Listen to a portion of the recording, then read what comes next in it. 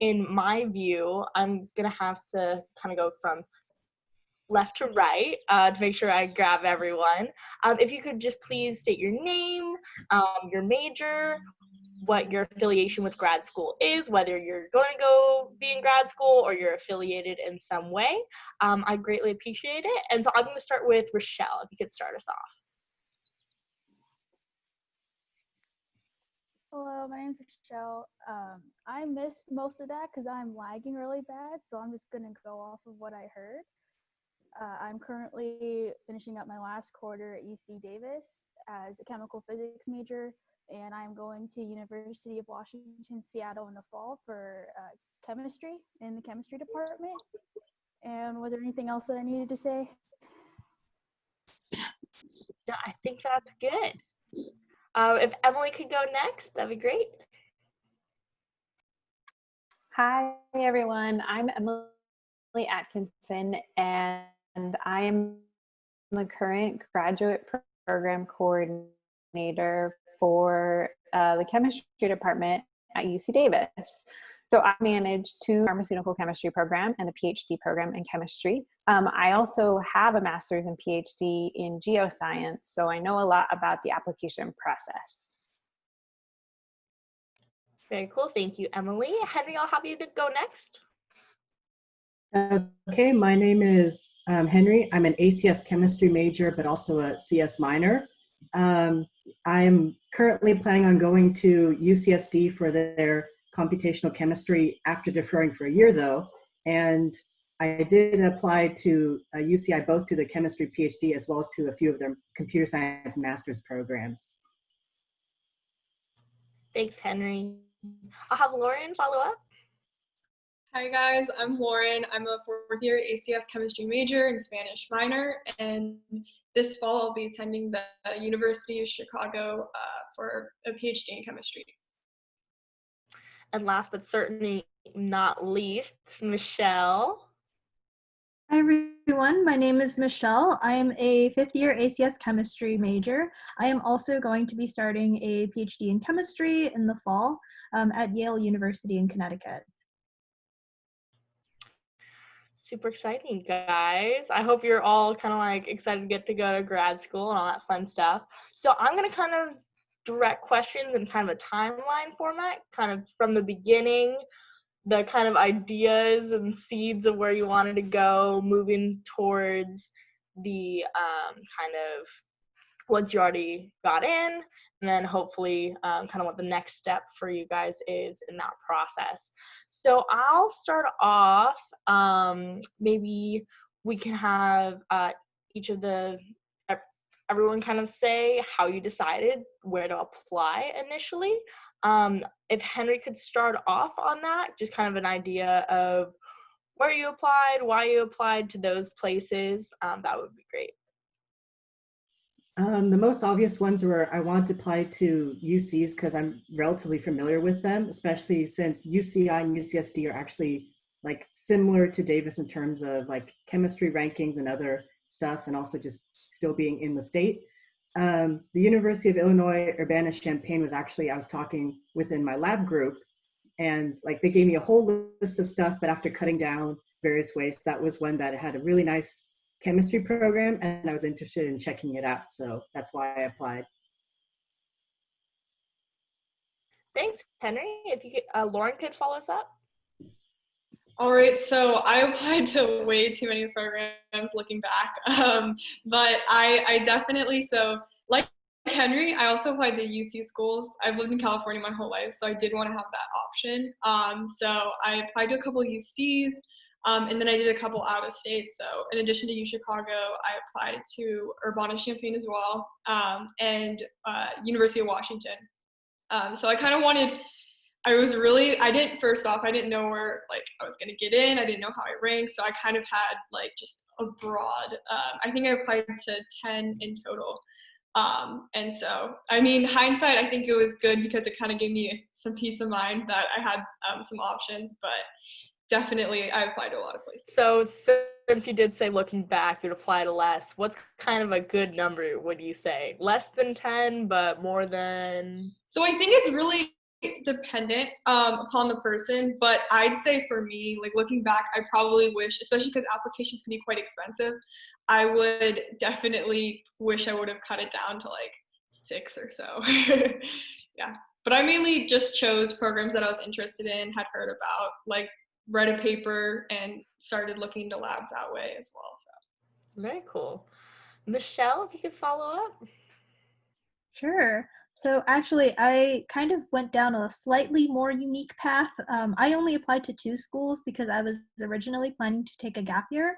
And I only applied to the 2 places that I was like, I really wanted to go there. So I applied to Yale because there was a professor there that I really wanted to work for. I was really interested in their work. Because I had been looking up different papers and like research groups and like I just Googled like schools with professor or a professor that works on XXX or XY, and then like searched through and I was like, oh my gosh, this one professor who's doing this one thing at Yale sounds super cool. And I was like, okay, well, I have to apply here.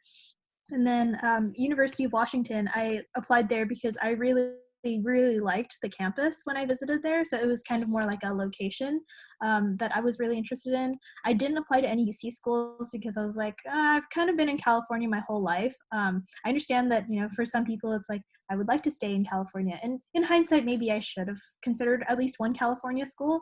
But I really was of the mindset that I wanted to see somewhere else in the country. So that's how I picked my 2 schools. I think if I wasn't debating on a gap year, I would have applied to more schools.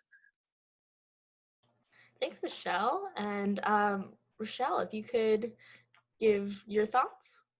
Yeah, so I applied to 7 schools, and I feel like that was a good number because I didn't get into 2 of them, and then out of the 5 of them, 3 of them offered me fellowships. And so really it was between the 3 that were competitive in my opinion, because I mean, let's be honest, you want as much money as you can get, um, and also like comparing it to the cost of living at where that university is. And I applied to a couple of schools that I wasn't really sure about going to, like University of Washington. I kind of just applied there just to apply, and I'm glad I did because that is the school that I'm going to, and I fell in love with it. I originally wanted to go to UC San Diego, which I also got into and also offered me a fellowship.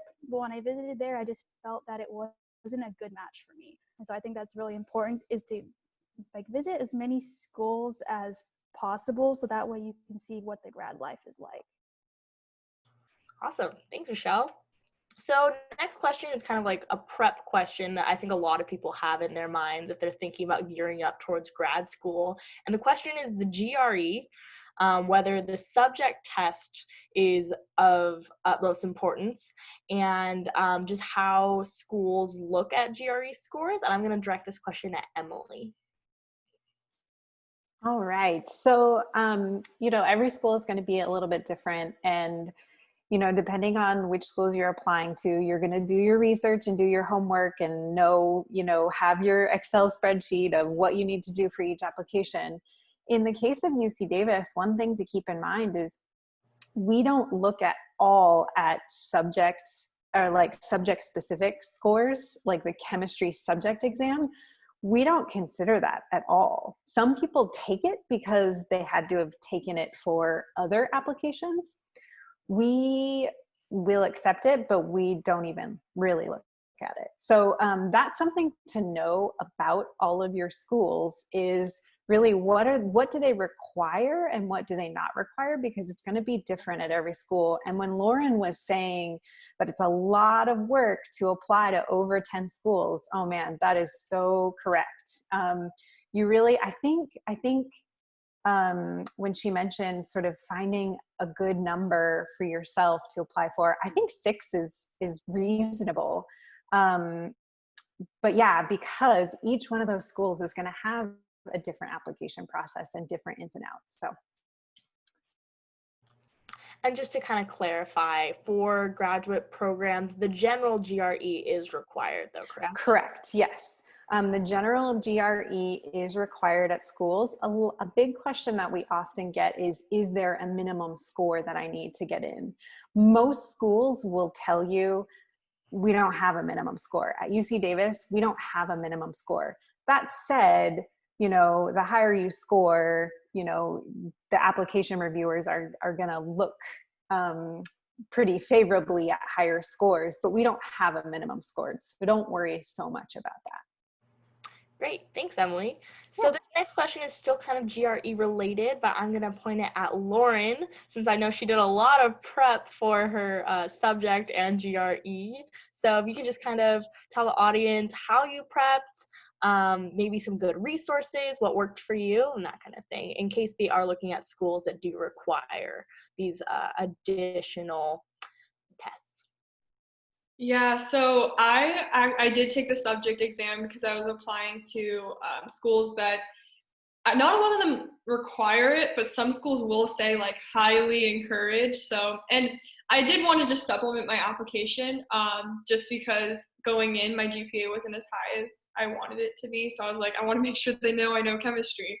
And so I did take it because applications are so expensive.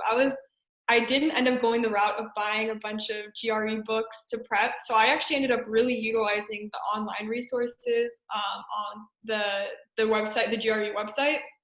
And then there's a lot of good, like they'll show you technically, especially for the essay questions, they have a giant pool of essay questions that they pull out of and you can actually access those online. So I did a lot of, for at least the main GRE, I did a lot of like online practice.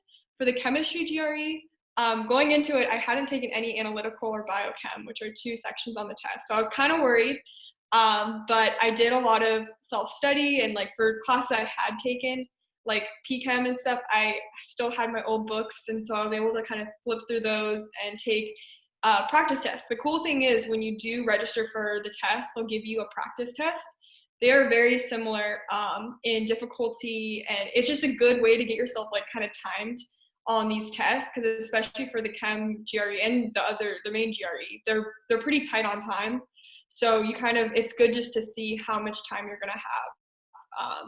So I found those were kind of, again, I think like if you buy the books, it probably could be a good help, but I didn't, and it worked out okay. Just taking advantage of my online resources and stuff like I had gotten from my previous classes. Awesome, thanks, Lauren. I'm sure a lot of college students that don't want to spend money are glad to hear that you can still do quite fine without having to spend that extra money on prep books. All right, so kind of circling back to kind of before applications, is there something, I'm going to direct this one at Henry, that you wish you knew before going into the application process? Yeah. Something I knew before entering the application process. Wish you knew. Like you weren't expecting to maybe come across this little hurdle or something along those lines before applying. I think what I had been maybe like warned about but didn't really realize was just fall quarter of your senior year gets really busy with applying. It's like you think, oh, I'll just, I only need like 1 statement or 2. I'll just cram it in like week 5, and then week 5 comes and you're crammed with school or PChem midterms, and everything starts getting pushed off. And then it's if you're not careful of planning your fall quarter or getting stuff done even in the summer ahead of time, like it gets you. And then like finals are when your applications are due. So you're like, do I, pick between my application statement or, so I was warned somewhat of that ahead of time, but it really got me, but I made it through. Awesome, good to know. I guess this kind of ties into the next question, which I'll direct at Michelle. What are kind of the thoughts on taking a gap year, the advantages, like the pros and cons of doing that? Since I think you were kind of considering that, if you could just kind of share with the audience. Thanks. Yeah, sure. So I had a lot of debate, and I'm actually still debating because Yale gave us the option to defer due to the current pandemic situation. So originally my rationale for taking a gap year was I felt like I wasn't ready for grad school. I felt like there was still just so much I needed to learn. I still feel that way, that I'm like, do I really deserve a bachelor's in chemistry right now? And I just wanted more time to do research here and understand what I'm doing, and also pursue other avenues outside of what I'm doing now, because I didn't realize it until I took a step back from my research and was like, I've become pretty tunnel visioned, and like um, I'm only focusing on this one thing, but there's still so much out there that I want to try out. Like one of the big things that I wanted to try out was computational chemistry. So I recently joined the lab of Dr. Dean Tantillo to try to get a better mindset of what that would be like. But I was also considering during the gap year, like, I could take the whole year to get to learn how to do computational chemistry, because that was something that I wanted to do in grad school. But right now I don't have any background in that. So I thought it might make me a stronger applicant if I took a year off to learn basically where I had deficiencies. And it does depend, like if you would like to go straight in, like that's another year out of my life, that in the future I'll have to, like, I'll probably be later in my 20s than when I finish my PhD. But now, like given the current situations, like, well, if I take a gap year, I probably won't be able to find employment for a year because of the current situation. So it's a kind of like pros. It's definitely a pros and cons. And I kind of took it as it came, like just to kind of play it by ear as I went. So I hope that answers the question. It was really just kind of like seeing how things played out for me. That I decided whether or not I wanted to do the gap year. Very cool. So Henry is actually doing a gap year. So if you'd like to chime in. Yeah, so I applied to, these grad schools, but I'm actually deferring after I've been accepted, and that for some universities, that's even like an explicit option. I picked that because, there's, like I currently work with LibreTex, and Del Mar's like, hey, we still have like $1 million or $2. Would you like some to finish off the grant? And also, since I'm working with a computational chemist at UCSD, he was willing to work with me for the next year and said, hey, we can do stuff remotely. And then COVID-19 hit, and that kind of was like the icing on the cake. It's like, I didn't want to compete with all the other grad students who are going to graduate now and then are worried about not having a job. So it kind of worked out. With computational chemistry, is definitely unique that I can actually work with the professor remotely and basically get like the first year, like introductory stuff that you do in your first year, because you're usually doing classes ahead of time. Got it. Well, cool. I'm glad we got kind of two different perspectives for a well-rounded answer on that question. So I've decided, or I've noticed that I've kind of thrown my train of thought of questions out the window, so I apologize. But I think the flow is still pretty okay. So this next question is going to be directed more towards Emily, because I'm actually looking at some of the components that make up a grad application, and I'm not familiar with things such as LORs or statement of diversity. So if you could kind of go over the components of an application, what those two things that I just said were, that would be great. Thanks. Yeah. So when I mentioned having an Excel spreadsheet for all your applications before, I wasn't kidding, because they're all going to have different components to them.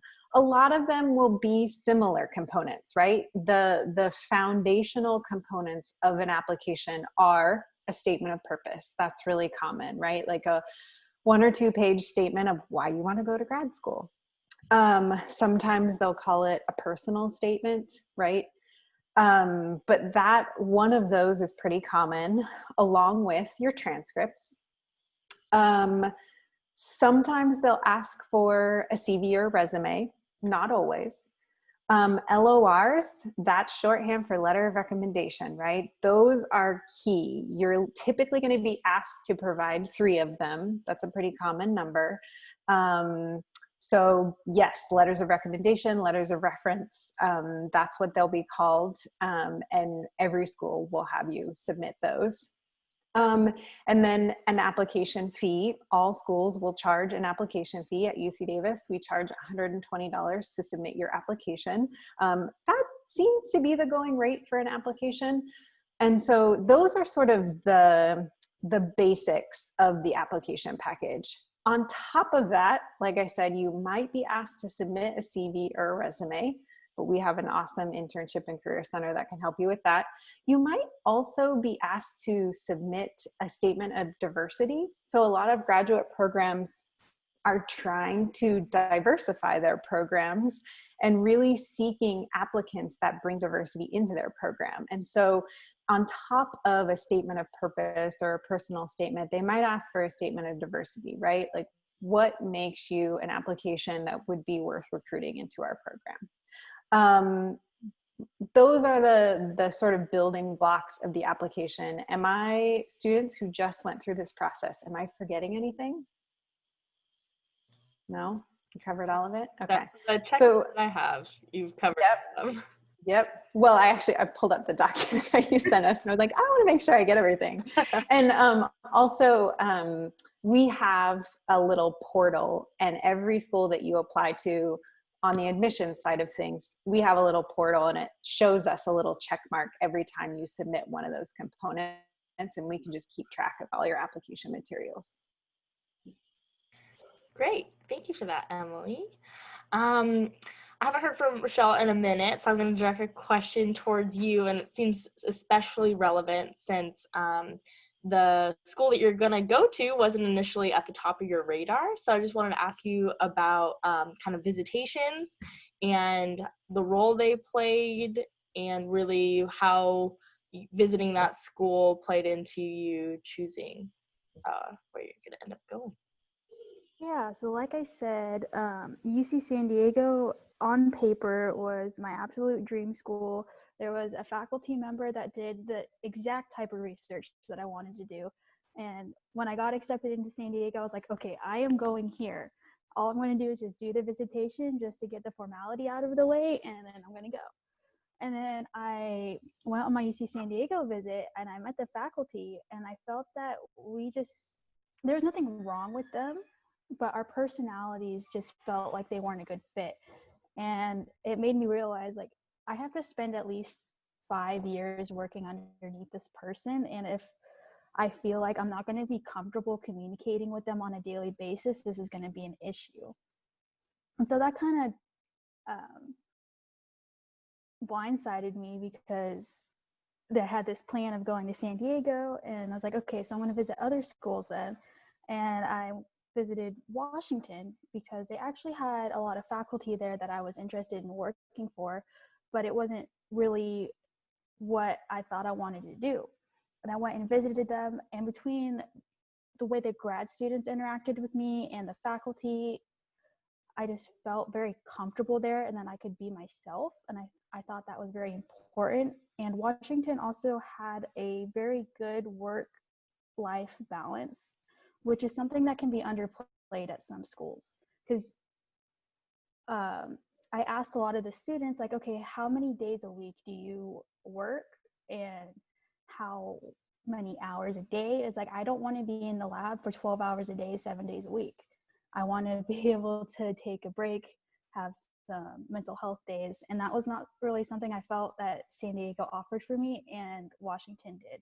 So I would say definitely visit as many schools as you can, even if you think that that's the school that you want to go to. Awesome. Thank you. So I have a couple other questions, and I feel like you're all very capable of answering them. So it's a little hard for me to direct where this next question is going to go. I think I'm going to direct it at Lauren, though. So were you expecting to get into / go to the grad school that you're attending? No, I don't think I was expecting to get into any of them. No, the reason I applied to so many was because I didn't know where I ranked. I was like, don't go on Grad Cafe. I just have to add that.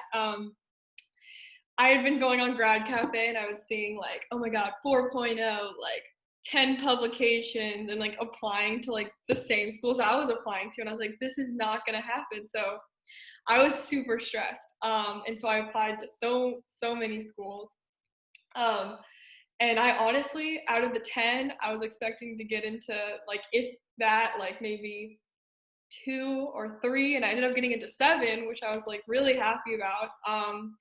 But definitely, yeah, if I can say anything, it's just like have some faith in yourself and your application. And I think like letters of rec go a long way, and I think like what you write in your statements goes a long way. Obviously, Emily can probably speak more to that, but I just feel like that might have been what helped me just in my research, because I know like as a number, like my GPA and stuff, it wasn't where I thought it should be for the schools that I got into. So I think it was definitely kind of the other things that helped me. But yeah, no, I did not think I was going to get in. Cool. Thanks for that insight, and hopefully it's kind of a beacon of hope for others that think a stretch school might actually be where they end up going. So that's awesome. Doo-doo-doo. I think I'll direct this next question at Michelle.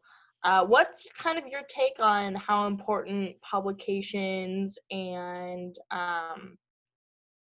conferences and presentation really weigh on your resume? I'm sure Emily also has a take on this as well, so maybe we can do a little roundabout to that, but from like kind of a student perspective, and maybe when you talk to professors, if they brought up any of your kind of work and that kind of thing. So yeah, Michelle, if you start us off. Oh, for sure. So this is something that actually really bothered me. I can totally agree with Lauren. Like when I said Yale was my like dream school, I was like, there's no way I'm getting in here. I also didn't have like GPA in the range that I had been looking up as well. Like just to kind of see like median scores or median GPAs, median everything. Like I definitely didn't fit that profile, and I was just like, well, I hope my statements and my letters of rec carry me through. But I didn't have any publications, and I still don't have any publications, and I just started conference presentations. So at the time I didn't have any conference presentations under my belt either when I applied. But I still got accepted. So I think there are things that probably Emily can comment more on this, but I think there are things that help your application, but I think there's definitely other things that are considered, especially considering they're accepting you as a graduate student, as somebody who will be there to do research. Certainly the conferences and publications speak to, how much research potential do you have, but it's more about what your professors say about you, especially your PI. I've heard that, and I would assume so, that the PI's letter of recommendation is probably the most important thing. I've heard it from my PI and others as well, because they're the ones who will be speaking about your research potential. So the schools know that you're just an undergrad and you're going to school to learn how to do that research. You're probably going to get publications then or go to conferences. Like that's the whole point of grad school. So as an undergrad, it's a plus if you have it. It can't hurt, but it didn't factor against me. I don't know about the others, but it didn't factor against me getting into the schools that I wanted to get into. I think if anything, it probably had more weight in applying for like NSF/GRFP or something like that. That's more competitive. But yeah, that's all I have to say. Yeah, I think Michelle did a wonderful job answering that question and sort of checked all the boxes of things that I was going to talk about. Yes, I will definitely reiterate everything that Michelle said, that remember when faculty are going to look at admissions applications, right? They're looking for potential to do scholarly work and research. That's what's in the back of their mind. And in order to assess that, they really do a holistic review of your application. When I say holistic, I genuinely mean holistic. They look at every component and every transcript. They do a thorough job. But the things that really, really stick out when they're looking for potential for scholarly work and research are, one, yes, letters of recommendation. That's probably weighted the highest, especially if it's coming from somebody who you did work with for a year or so in their lab, right? If you worked in a specific lab with a specific PI, they will absolutely look at that first. Your other letters of recommendation will get weighted pretty heavily as well. I will also agree with Michelle that if you have conference presentations and publications on there, they're sort of like, whoa, that's impressive, right? They're not expecting it, but it is impressive when a student has it, right? If it's like a co-authored publication where maybe you were like the fourth or fifth author, you made some sort of contribution. That's wonderful. That's amazing. They're not expecting that. Conference presentations, things like that, poster presentations, those are all showing that you have the ability and the potential to do research and to be successful in graduate school. The other thing that I will also say is, right, that statement of purpose and that statement of diversity is also really important. Again, your letters are going to be the highest level of importance. But after that, I would say your statement comes next, because you are really able to demonstrate in that statement whether you have faced adversity in your undergraduate education and overcome challenges. And the reason they care about those statements is that graduate school is really hard. It's not easy. It's not a 5-year cakewalk. It's hard.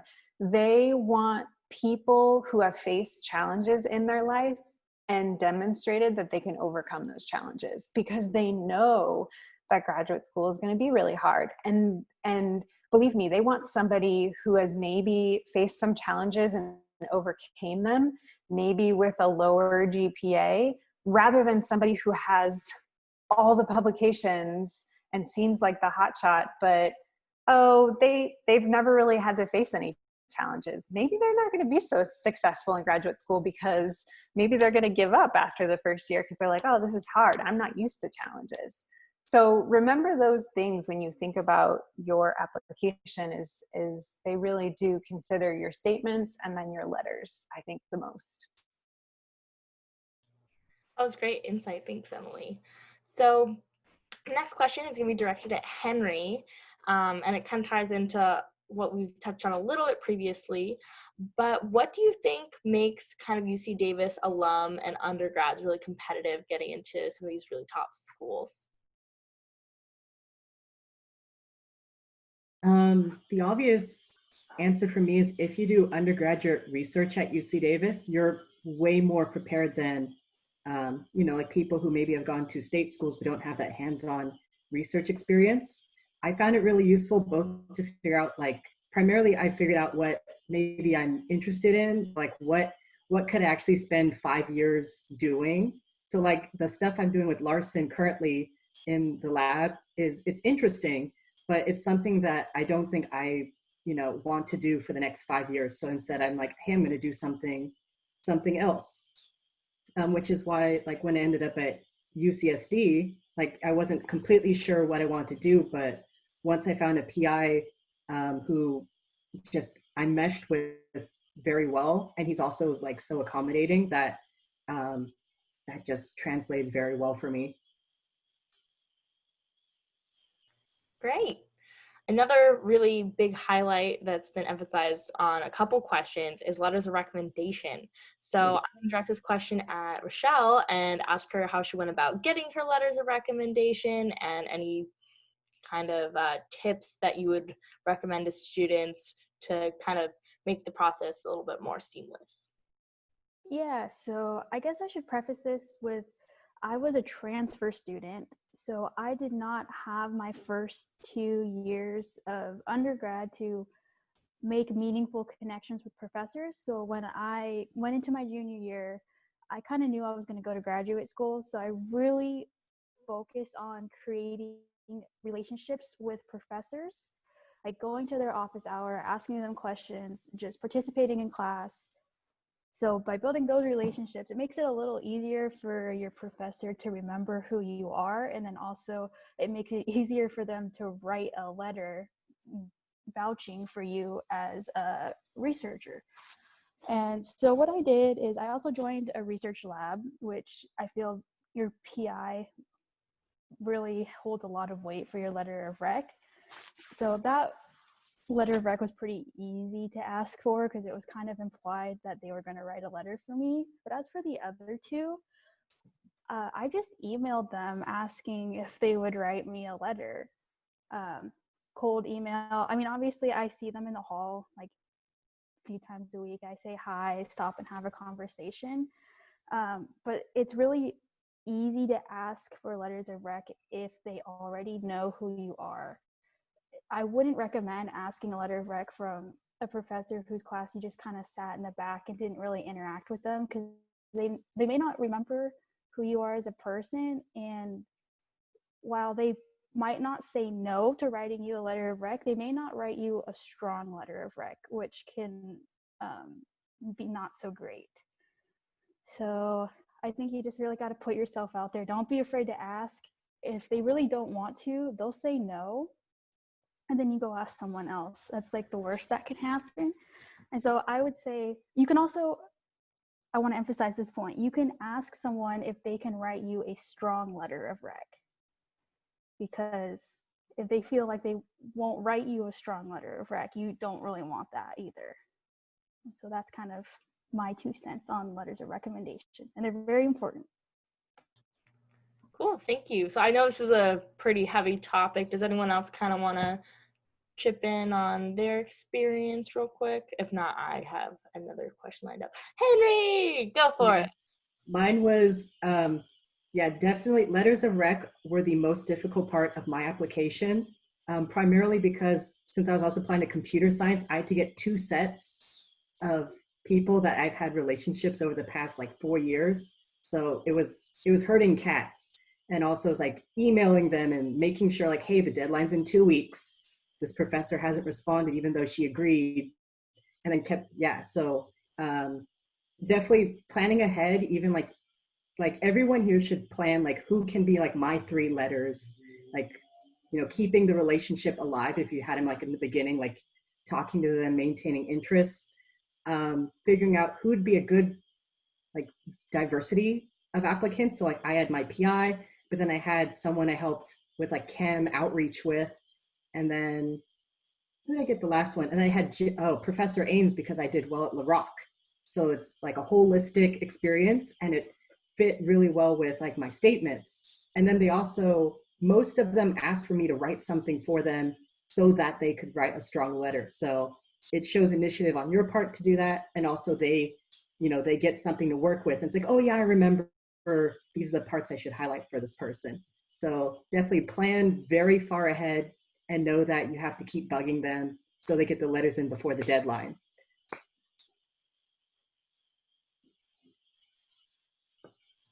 Thanks, Henry.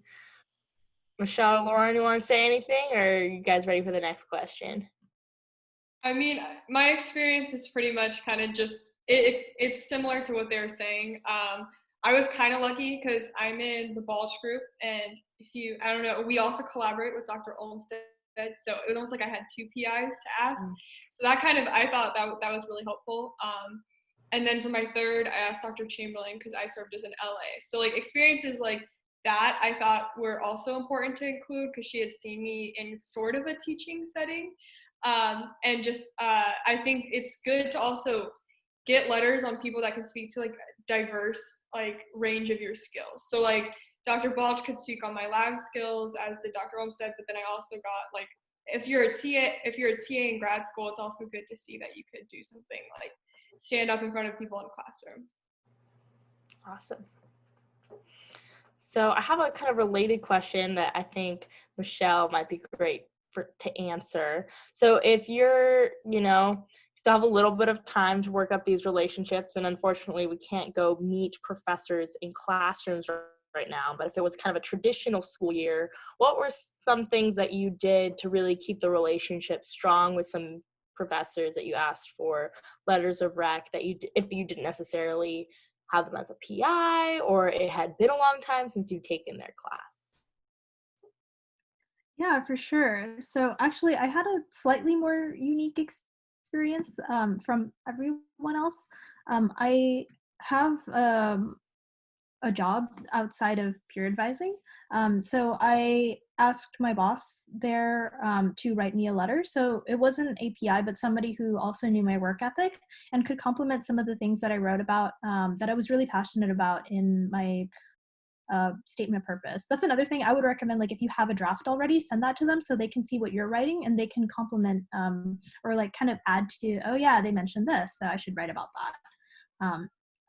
How to go about maintaining the relationship. Yeah, that one's difficult, especially if it's somebody whose class that you like took from a while ago. For me, I'll just disclose it. My 3 letters were my PI, a professor whose class that I audited, and my boss from my other job. And my PI is kind of roped into doing it because he sees me every week.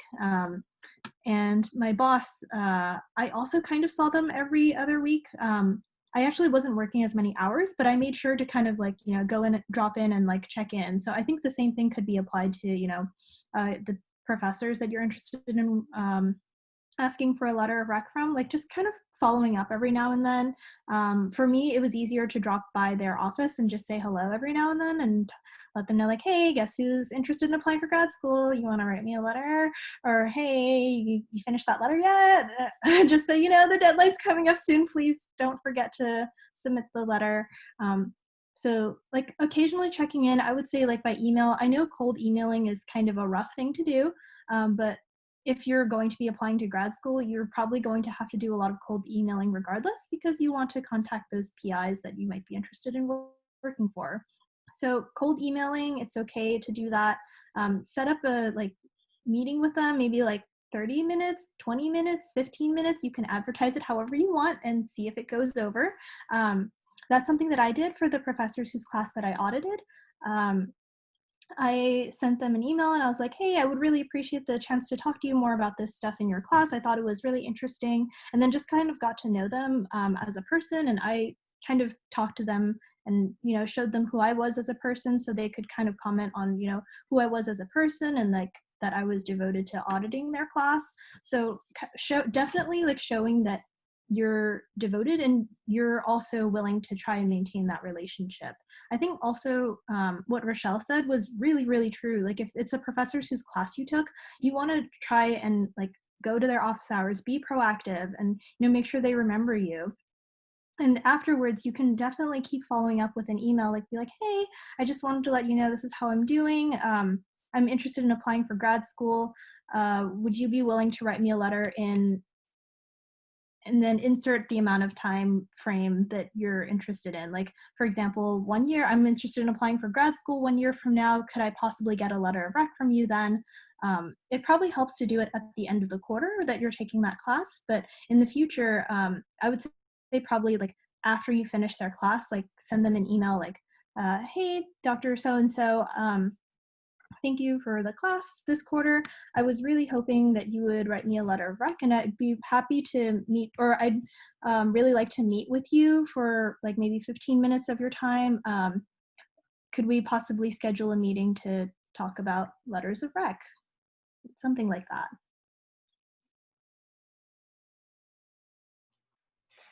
Great. Thanks, Michelle. That sounds like some good tips for people to keep in mind. So we just got an additional question in the chat, and I think I'm going to direct this one initially at Lauren because I know you have some LA experience. How do you feel about being a TA? Well, the one thing I am scared about is if this continues in the fall and my first class is going to be over Zoom. I think that's going to be definitely a challenge. But I really ended up liking being a learning assistant. And so I think I'm going to enjoy teaching. I am definitely, I think it's something that is nerve-wracking, because you're suddenly put in this position where you're supposed to know everything to answer their questions.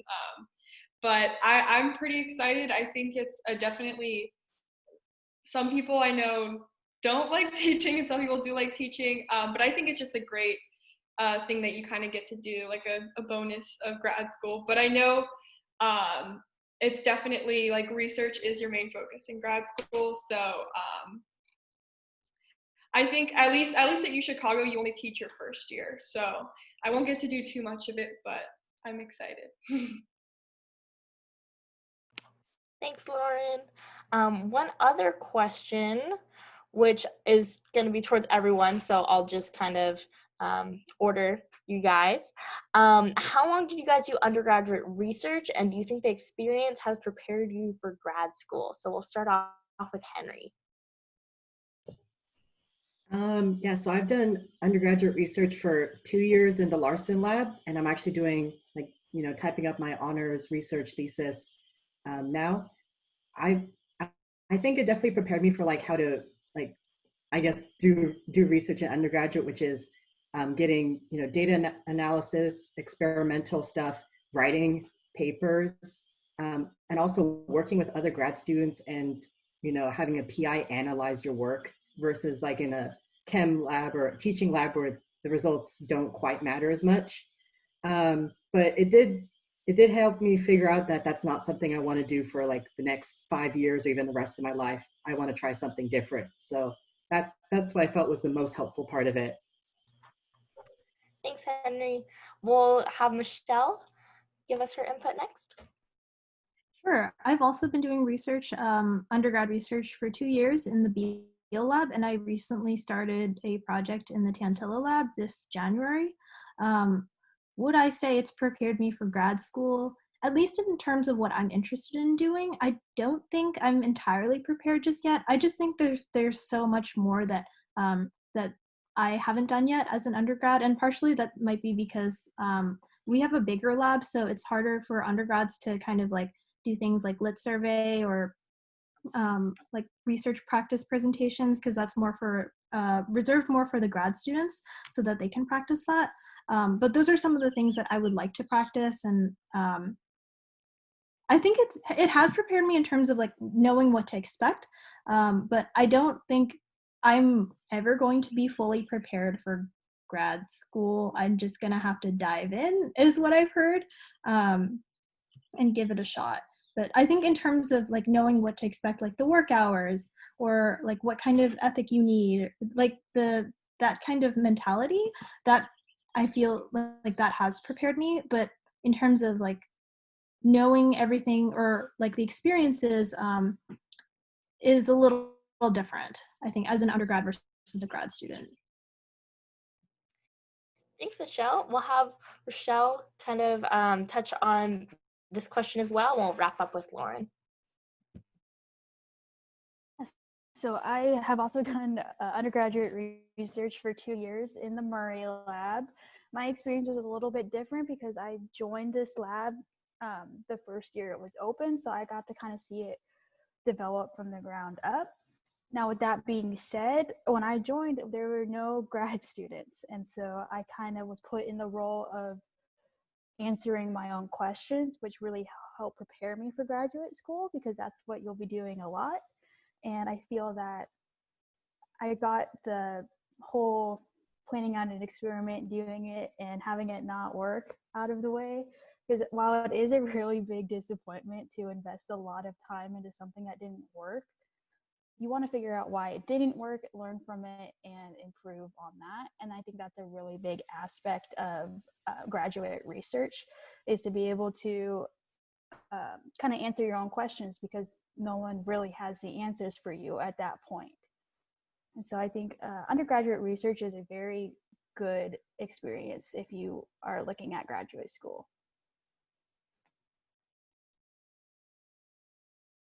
Yeah, I want to echo what they're all saying. I think undergrad research is definitely it's extremely important for graduate school because you do learn a lot. You learn to work independently. You kind of learn how a lab works. There's a lot that goes into a lab that I was not aware of until I started doing research, like safety and so like buying chemicals. Like it's an entire business essentially, and it's kind of good to get a heads up about that and talk to grad students, see how their experience is before going to grad school.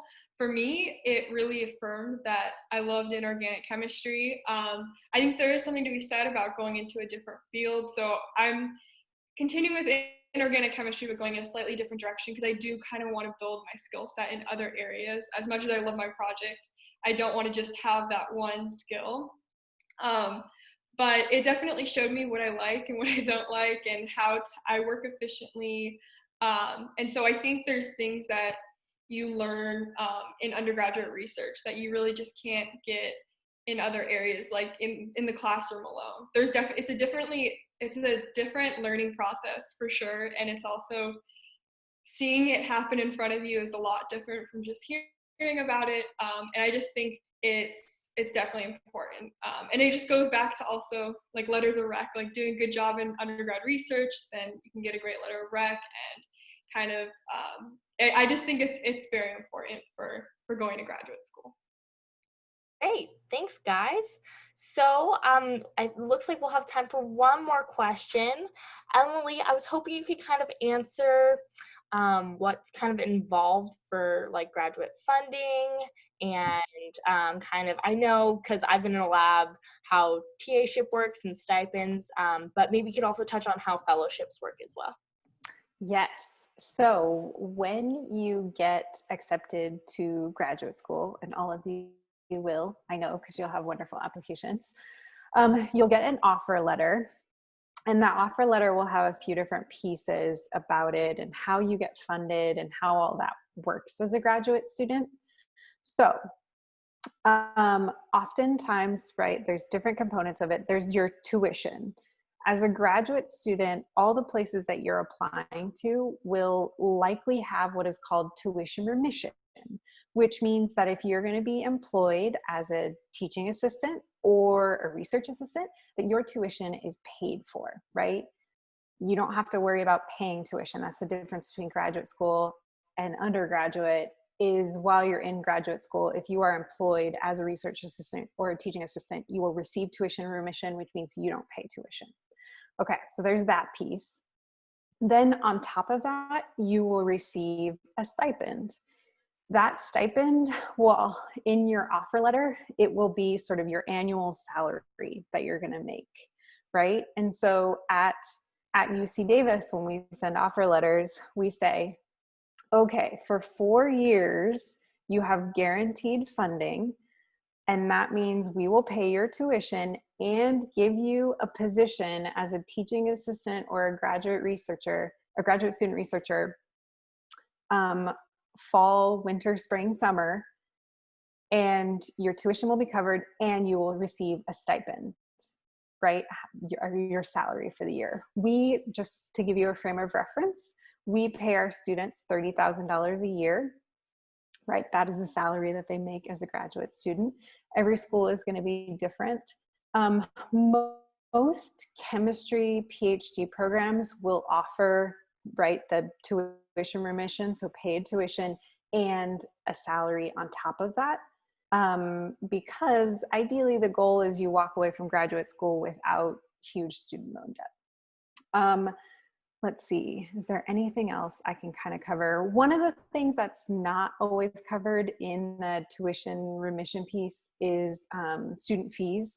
Sometimes students are left paying those every term, and that's a couple $100s every term. And that's pretty typical across most big research universities. Again, you won't have to pay tuition. You will get a stipend. You may have to pay a couple $100s per term for fees. Also,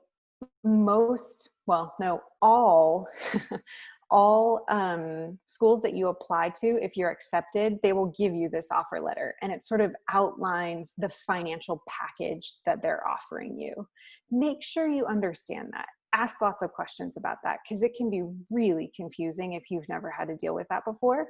And more importantly, during your visitations, they should be presenting you with the financial aspect of graduate school, right? Here's what we pay you for. Here's what's covered while you're here. You can ask lots of questions about that during your visitations or when you get that offer letter. But right, they are trying to recruit you. It's a financial package. And you should make sure it's a good one, right? Most graduate schools should offer you guaranteed funding, especially in the field of chemistry, for at least 4 years. It usually takes 5 years to do a PhD in chemistry. So, at least 3 years should be guaranteed. Does that answer lots of questions about funding package in grad school? Yes, definitely. Okay. And that was also great timing because we're at our kind of hour. So I wanted to thank everyone. I don't know if you guys want to do a little like clappy emoji that you guys have available to thank our panelists. Yeah. And hopefully if you have any questions that were unanswered, feel free to email either Emily or Chem Peer Advising, because Lauren and Michelle are our peer advisors. And I know a thing or two, even though I'm not in grad school quite yet. So thank you guys so much for joining us, and I really hope this was helpful and informative for you guys.